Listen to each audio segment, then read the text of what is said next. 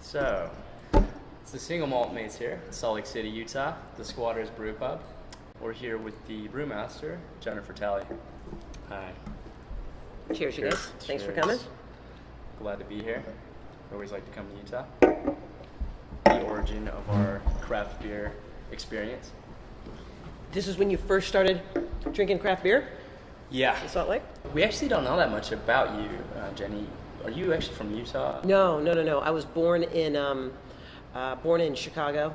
My dad was a sports writer for the Tribune, and raised in Los Angeles. So the Tribune was bought by the Daily News, so I transferred to LA, and so I went to high school in LA. One of the coaches for the Giants was a good friend of my dad's, the Franks, Herman Franks, and so they were out here, so I just came out here to go to college. I thought it was like a mountain state. I thought that was cool, get to the mountains, you know. I take it you didn't go to BYU. No, I went to the University of Utah. When did you start brewing, though? I started brewing when I was like 19, home brewing. Yeah. And then I got the job when I was 21. Oh, wow. Wow. I didn't really work hard until I wanted to, which was about when I was about 21. Before then, I was just kind of traveling around the United States and stuff. That's so, fun. yeah. So I probably wouldn't have gotten it. No, I wasn't that driven. Yeah. Yeah, I just like to drink a lot of beer, and working at a brewery sounded super cool. course. So I got the job.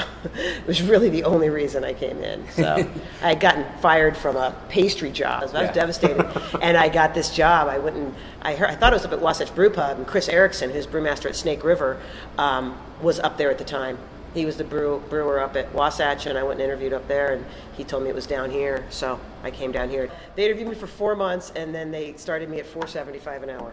Yes. And what was the catalyst that ignited the passion in you with craft beer? With craft beer, it was slow, meaning it wasn't like an instant hit, because I mean, young people's palates aren't that developed at that age. People have younger folks have a really hard time with bitterness. Yeah. Like 17, I started drinking beer when I was about 15, 16. I drank a lot of Busch because it was really inexpensive, and Budweiser and whatnot. And when I would come out of the Grateful Dead shows, and like all the vendors had coolers of beer. They were usually packed with like Sammy Smith's Oatmeal Stout and Sierra Nevada Pale Ale. Yeah. And I was usually feeling pretty good after the show. So they would open up their coolers, and you give them, some money, and I started drinking really, and it was like, oh my God, this beer's so good. So then I started liking great taste in my beer, and then a friend of mine, I came over to a friend of mine's house, and he's like, oh, I made this. And I was just like, you made this? And I was about 19 or 20. It's kind of fuzzy. And it wasn't a great homebrew, but it was a good homebrew. And I was like, you made this in your house? Like, you made beer? Yeah. Fascinating. I said, well, I need to make beer in my house. And so I started homebrewing. So I had homebrewed about 3-4 batches. I was not really great. I used a little bit too nutmeg in my holiday brew, and I copied the Toad Spit Stout recipe from, what's that, Joy of Homebrewing or something? Oh, yeah. Charlie wrote it. I right. haven't read it. Well, I haven't read it, but I went to the recipes and like, oh, okay, this is how you do it, and then I got the job. Yeah. The brewing industry isn't necessarily dominated by women. No. And back then, especially when No. it was really probably a rare thing. Yeah. How was it for you convincing them to take you on and get into this role? Well, it did take 4 months. Yeah. And they were worried about the strength, but the owners here are very open-minded. And we did have a brewmaster in the state, Melly, and I don't remember her last name, but I used to work at Public Interest Communication, this little telemarketing firm. During my breaks, I would go over to their tap room Yeah. and drink beer on the tap, and then go back to work. And I was like, God, this would be so much better if I worked there and not at this telephone calling about World Wildlife Fund. Great organization, but telemarketing sucks. So, but Melly was the brewmaster over there. And so she wore the little white suit, and I started out in the white suit too. I have white suit jumper pictures, and so it was very normal for me. That woman, like, I didn't know that she was one of very few. Yeah. What is it about Squatters that's unique? Because, there's so many beer, like craft breweries and microbreweries all over. What do you feel would identify what Squatters is? As far as the beer side goes, the great thing that they've always done is they've always given the brewers a lot of free reign with what they want to make, and so I think that's really great. As far as Squatters, like the brew pub, We just try to put a lot of quality into everything we make, our food, our beer. We adhere to the triple bottom line, people, planet, and profit.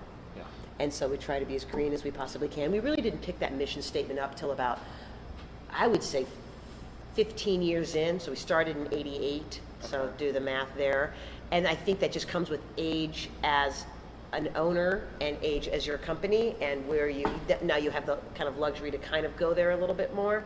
So I think that's, pretty cool and unique. And I think, just kind of pioneers, a little bit of a landmark of Salt Lake City, first brew pub in Salt Lake City, that sort of Well, when that I you get wish we didn't when have. you get the tourists coming through town, I mean, how is their response to? They want to get a nice draft beer and they're limited to something that's confused. only 4%. Yeah, they're confused because, first of all, we're known as a 3-2 state. Yeah. So they're confused because, let's say they're coming from California or Pennsylvania or wherever they're coming from, they're used to the ABV system, which is all throughout the United States. So, like for instance, Budweiser is 5% ABV, I think, and they're used to drinking 5% ABV beers. And they know they're coming to a 3-2 state. That's like 2% in their mind less. But that's not apples to apples, that's apples to oranges, because 3-2 by weight is 4% by volume. And so then once we educate them and say, well, no, it's 4%. Oh, it's not as of a bummer, Yeah. For them. Then only half of them are pissed off. So now only half of correct. They're still yeah, you're right. So that reduces about 50% of the field that are angry. Yeah. And then we educate them and let them know that we've got some great beers that we make here that are very fresh, craft beers, because that's the signature of a great craft beer is the freshness. I mean, that's how we all got into it and why we all love it. That they can get in the bottle, as high as alcohol as they would like, and they can sit and get as drunk as they would like. Laws permitting on your licensing and all that, but you know what I mean. You can drink as many alcohol beers as you would like. Then they're like, oh, you mean you do have an IPA? It's just in the bottle. Yeah. Now you get rid of the other 25%, but you still are left with about 25 people that are pissed off. But those are usually the people in life that just like to be angry anyway. So. We don't worry too much about I don't worry them. too much about them. So. But yeah, it's a challenge, absolutely. Hopefully it'll change someday. Do you get many Englishmen out here? Because they probably feel They're straight at fine. home if they're Yeah. drinking a 4% beer, Yeah, right? no, they're fine. They're great. They love it. Germans are fine with it too. Yeah. And actually, all the Europeans are fine with it. It's usually just kind of Americans, usually from California. Because all they're that traffic. Yeah, Makes you the angry. traffic pisses Makes everyone you off. angry. You gotta I've take been the angry anger my out. whole life. I don't even know how to deal with it. Exactly. that's why you drink so much.